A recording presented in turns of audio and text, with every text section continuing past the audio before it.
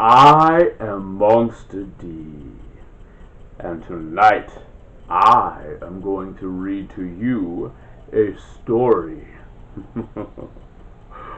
You may have heard the tale of Santa Claus, but do you know the legend of the Anti-Claus?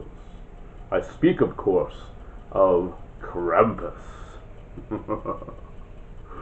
Now, for those of you a little more squeamish for darker tales, you may just want to send the little ones off to bed. However, there is a chance that they, as well as you, might just learn something from this story. But it is your choice.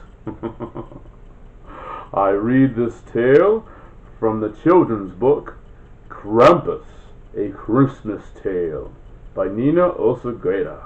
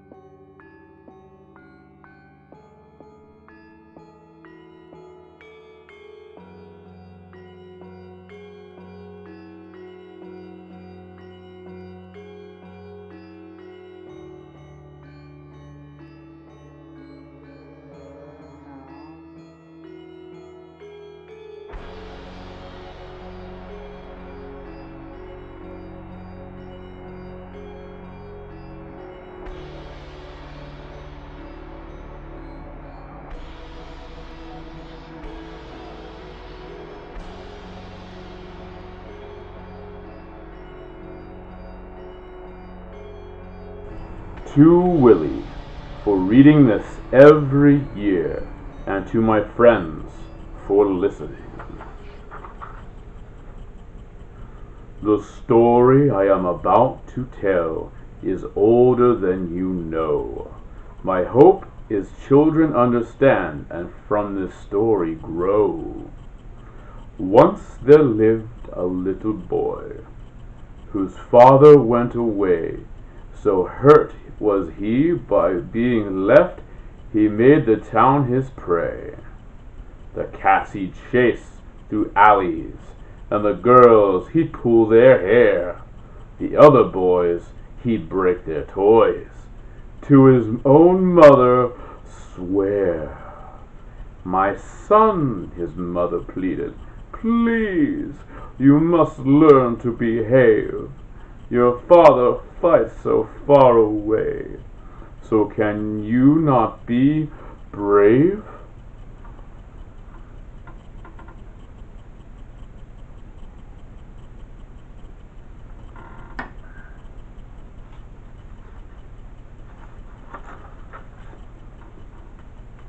But this boy was bitter, and he listened to her not. Instead, he stole and broke and lied, leaving her distraught.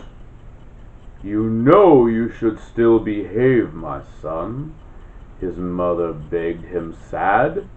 Sinterklaas knows if you've been good, but also if you've been bad.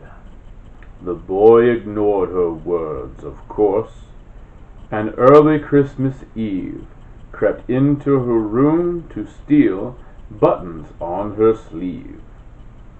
If I can't have a Christmas gift, he thought with little care, I'll sell her buttons at the market and buy some candy there. And as he walked towards the street, he thought he heard a sound. But when he stopped to find the source, he saw no one around. The boy kept walking toward the street. The sun rose with his pace, but still the sound kept at his heels, and suddenly he raced. The sound was like the silver bells he heard at Christmas Mass. He ducked and hid within a bush and hoped the sound would pass. but that should creep before him as he crouched beside the thorns, but a monster taller than a horse, with hair and tail and horns. "Little boy," he whispered, with a voice as cold as snow, "you have been very naughty. Now it is time for you to go." The monster's eyes were yellow.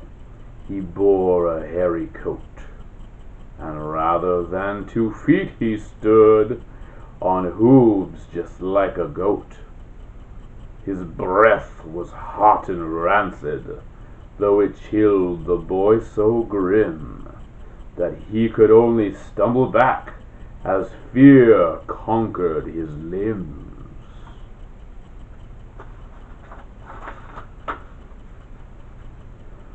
But the creature knew his game. He knew the boy would run, and so before the chase began, he had a little fun. "Go on, boy," the creature hissed. "I'll let you get a head start. But if I catch you, to be sure, I'll rip you apart." No sooner than he spoke these words did the boy run for his life, fearing that the creature might just gut him with a knife. Ugh. But he never felt a cut as he ran for the church. Instead, the creature whipped him with long switches cut from birch. And before he found the doors, the boy felt hairy paws, grabbing at his clothing, tearing with his claws. The monster lifted the boy up, and with inhuman speed threw him screaming in a bag woven from the reeds. And all he left behind were buttons lying on the ground. But of the boy himself, no clues, no one heard a sound. So listen to me, children. Listen now from my tale. Behave, and you shall not know pain, or feel the demon's flail. If you're bad, you'll hear the bells, and no matter what you do, you can't outrun the Krampus. He will come for you.